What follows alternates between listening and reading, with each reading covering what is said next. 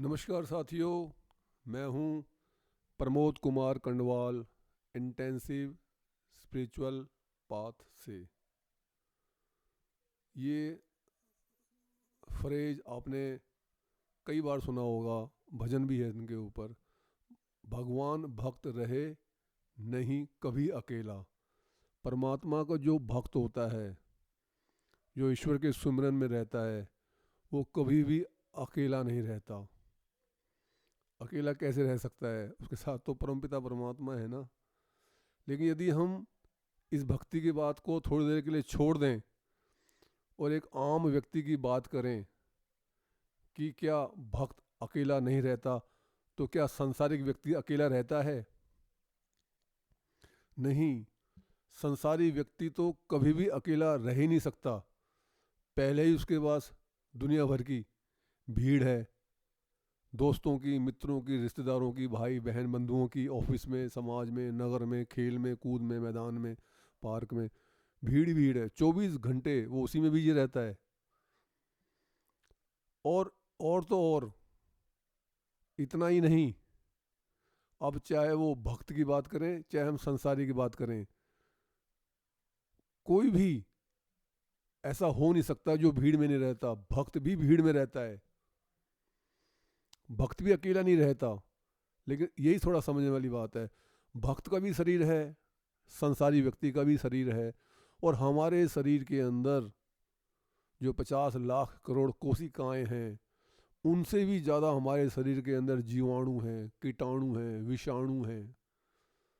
इससे भी ज़्यादा, इतने, इससे कम नहीं, ऐसे ज़्यादा ही हो सकते हैं। 10%, 20%, 25% जो बैक्टीरिया हैं, जो वायरस है, हमारी बॉडी के अंदर हैं।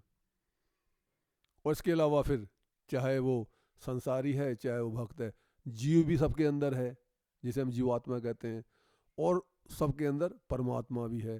तो इतनी भारी भीड़ हर एक के पास है, चाहे वो संसारी है, चाहे वो परमात्मा का भक्त है। 50 लाख करोड़ कोशिकाओं के बाद 50 लाख करोड़ कोशिकाओं से भी ज़्यादा बैक्टीरिया, विषाणु, फिर जीव, फिर सबसे ऊपर हेड परमात्मा। तो अकेला तो कोई भी नहीं है। लेकिन यही अंतर है एक संसारी व्यक्ति में और एक भक्त में, जो परमात्मा के सुमिरन में रहता है।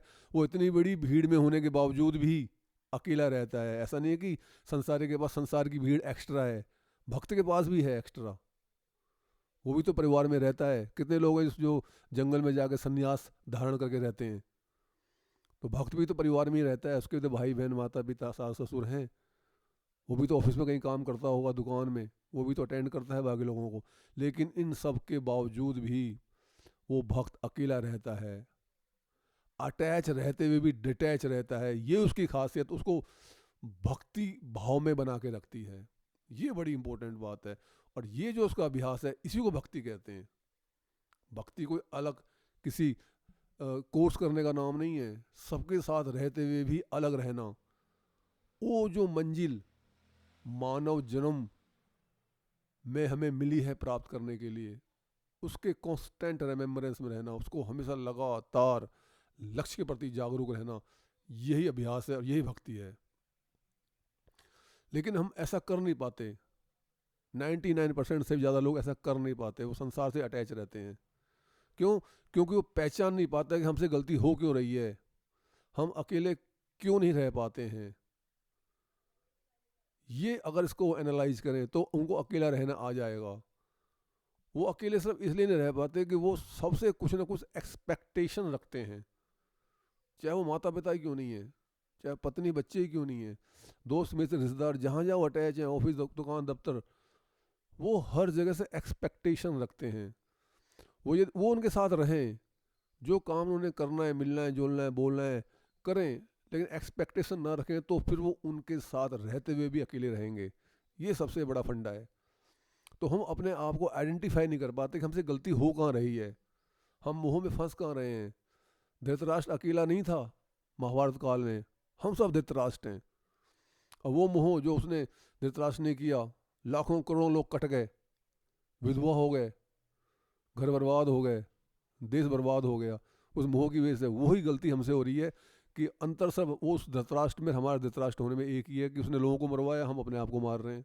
हर जन्म के लिए हम अपने आप को तैयार कर रहे हैं, हर योनि में घुसने के लिए हम अपने आप को मार रहे हैं।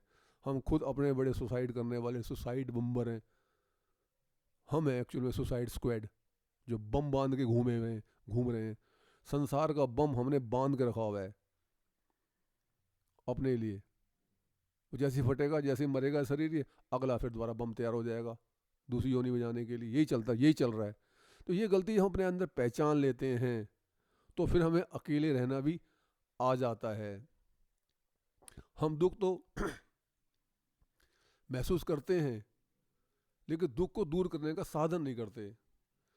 और दुख भी हमें कम महसूस होता है। दुख तो सही मायने में हमारे शरीर को होता ही कभी नहीं है, लेकिन दुख महसूस कब होता है? जब हम अपने मन को शरीर में लीन कर लेते हैं। अदरवाइज शरीर में दुख नहीं है, दुख तो मन के अंदर है, जो हमने चारों तरफ लगा लिया है। जहाँ चारों तरफ हमने इसको एंगेज कर लिया हर जगह, वहाँ मन हमारा दुखी होता है। लेकिन हमारा मन शरीर में भी दुखी हो जाता है। हमने अपने मन को शरीर में इतना ज़्यादा लीन कर लिया है, इतना ज़्यादा इन्वॉल्व कर लिया है कि यदि हमें कोई हल्का सा शरीर में चोट भी लग जाए तो हमें दर्द महसूस होने लगता है, क्योंकि हमने मन को शरीर के अंदर मान लिया है। हमारा मन पूरे शरीर की एक एक खून की एक एक बूंद में इन्वॉल्व है। हमारी मन की इन्वॉल्वमेंट, हमारे मन की सूक्ष्मता है, जो हमारी मन की डेप्थ है, हमारे 50 लाख करोड़ कोशिकाओं के अंदर बैठी हुई है। इसी वजह से हमें शरीर में दर्द होता है। यदि हमारा मन शरीर से हमेशा डिटैच रहे तो कोई तलवार से हमारा यदि गर्दन भी उड़ा दे, हाथ भी काट दे, तो हमें दर्द महसूस नहीं होगा। यदि हमारा मन परमात्मा में लीन है, जिसके सबसे बड़े उदाहरण कई संत महात्माओं हैं। मैं आपको एक उदाहरण देता हूँ।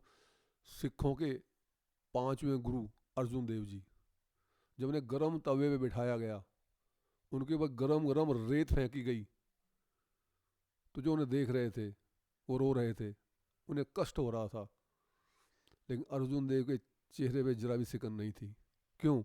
ऐसा नहीं उनका शरीर जल नहीं रहा था, हड्डी बाहर नहीं आ गई थी, गर्म रेत उनके सिर पे पड़ नहीं रही थी, सब कुछ हो रहा था, लेकिन उन्हें दर्द नहीं हो रहा था।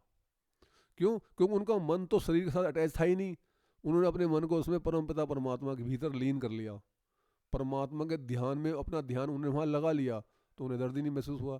दर्द महसूस जब होता है जब हम अपने शरीर में इंटर करते हैं, शरीर के अंदर रहते हैं।